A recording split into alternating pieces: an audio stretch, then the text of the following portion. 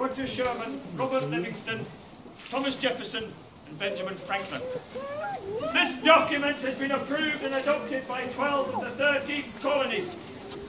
It was then taken to Mr. John Dunlap, master printer, who worked tirelessly throughout the night to produce 200 prints of this declaration. Horsemen stood waiting to courier these to every corner of these united colonies. And some are being read out to our fighting men. And at this very moment, people of Easton, 2 prints of this declaration are on their way to King George of England to give him the news. My friends, I read you now Northampton County's copy of this historic declaration. Some good news, eh, levers? Change our lives forever. Or so the gentleman would have you believe. I would urge you, levers, to tread carefully. For I have been made privy to what I believe will soon be read aloud to you. And need I remind everybody present that we are in conflict with the English crown. Now we may be a nation, but we are merely a nation of 13 individual colonies on the eastern seaboard of this great continent. And whilst we may wish for our 13 states to be United States as one free country, we must ask ourselves, what price are we willing to pay? Have you forgotten what transpired at Lexington and Concord, sir? Tragic waste of human life. And for what? Mr. Lewis Gordon. I assumed you'd be here. My friends, let me introduce Mr. Lewis Gordon. He hails from Scotland, in another part of this vast British Empire. He has secured much more hard-earned wealth in this new world, and yet he is more than happy to share this wealth and swell the coffers of the British Crown some 3,000 miles away. Sir, your Congress says enough is enough. We need to act now to redress the situation. But Mr. Lewis Gordon here, he thinks we should continue to talk with the Crown. Talk? Every time we talk, we end up being taxed. You would do well, sir, to listen and pay heed to what I'm about to read out. Mr. Lewis, how thou do not speak to my husband in such an offhanded manner. Quite frankly, sir, what gives you the right to tell us all to pay heed to what you're about to read aloud? We may not be living in a free country, but are we not free as individuals to choose whether to heed or ignore the words of our elected Congress? As Mr. Gordon rightly pointed out, we are in conflict with the British over the issues that determine our lives. But the way we choose to address that issue is of grave concern. Excuse, Frau Gordon, please. Like your husband, yeah? What I leave us? I leave my own country.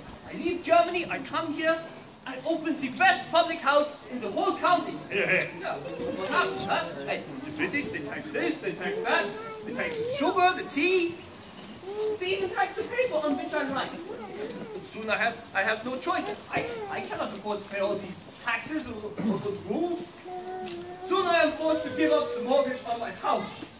I say, no matter what it takes, we must take charge of our own destiny, with the help of God. You are so right, Herr Bachman. But I even know that you were forced to sell the most excellent Bachman public house to Mr. George Taylor because your mortgage became unsustainable. I myself, I came from England, one of over 2 million European emigrants in search of a better life in this new world.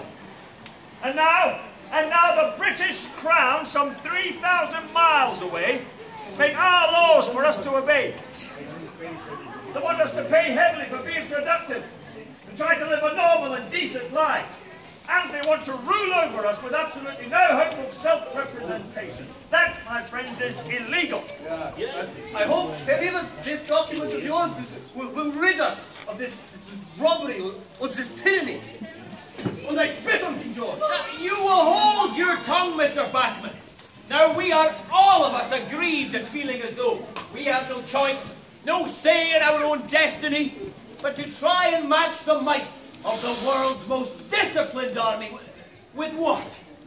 A handful of volunteers! That is suicide! It is lunacy! Now, like you, Herr Bachman, I want to be a part of this fledgling nation, a free and united nation, but only through negotiations, not by brute force. Then let us hear what her leaders has to say, eh? You listen to what the document says, or we will make up our own mind on our own destiny. Danke, Herr Bachmann. But before I do, I'd like to call on your good lady wife here to step forward and show the people of Easton what she is carrying so preciously in her arms. Frau Bachmann. The peoples of Easton, like the Clinterman Hellerus spoke of, the women folk of this town have worked all night to produce this.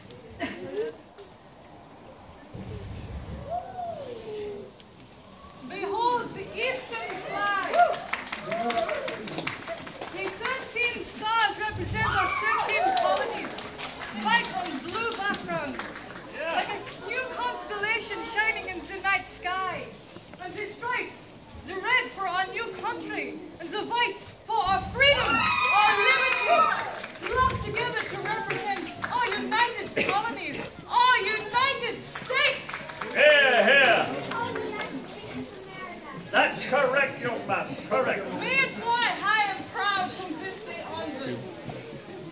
Would you please, Herr Bachmann, raise this fine flag, the people of Easton, and I shall read publicly from this declaration, on this momentous day. In Congress, July 4, 1776, a declaration by the representatives of the United States of America in General Congress assembled.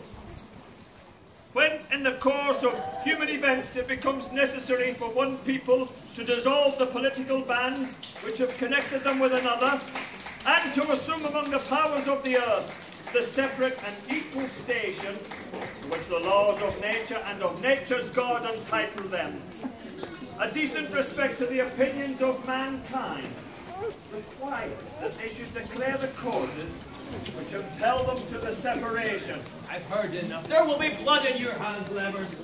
We hold these truths to be self-evident, that all men are created equal, that they are endowed by their Creator with certain unalienable rights, that among these are life, liberty, and the pursuit of happiness.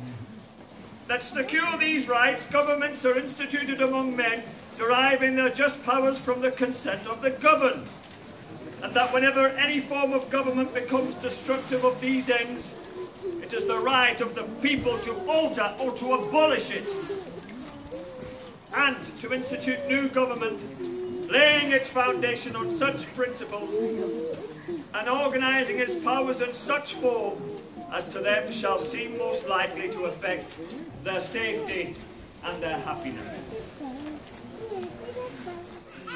We therefore, the representatives of the United States of America, in General Congress assembled, appealing to the Supreme Judge of the world for the rectitude of our intentions, do in the name and by authority of the good people of these colonies solemnly publish and declare that these united colonies are, and of right ought to be, free and independent states. That they are absolved from all allegiance to the British Crown, and that all political connection between them and the state of Great Britain is and ought to be totally dissolved. And that as free and independent states, they have full power to levy war, conclude peace, contract alliances, establish commerce, and to do all other acts and things which independent states may of right do. And for the support of this declaration, with a firm reliance on the protection of divine providence, we mutually pledge to each other our lives, our fortunes, and our sacred honour.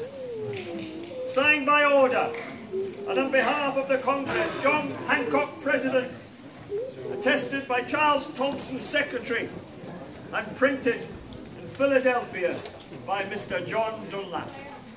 In Congress, July 4, 1776, a declaration by the representatives of the United States of America. God bless these United States of America. Hip hip! Hey! Hip hip! Hey! Hip hip! Hey! Thank you, people of Easton, thank you.